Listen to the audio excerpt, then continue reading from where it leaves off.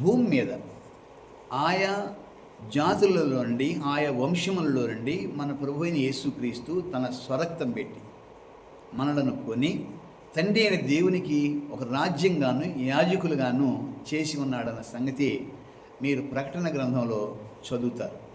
అయితే సహోదరులారా, చూడండి, పిలుపు ఒకటే, విశ్వాసం ఒకటే, నిరీక్షణ ఒకటే, బాప్తిసం కూడా ఒకటే.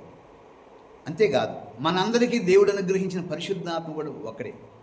అంతేకాదు పరలోకంలో ఉన్న తండ్రి అయిన దేవుడు కూడా ఒక్కడే అని వ్రాయబడి ఉంది కదా.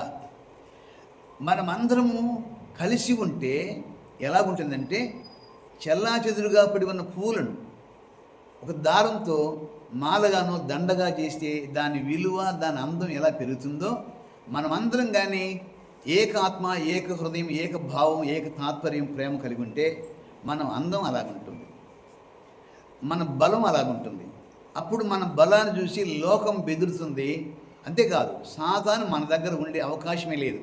కనుక క్రైస్తవ బలము అందరూ క్రైస్తవులే అన్న భావం వచ్చినప్పుడు మాత్రమే కనబడుతుందని నేను మీకు తెలియజేస్తున్నాను.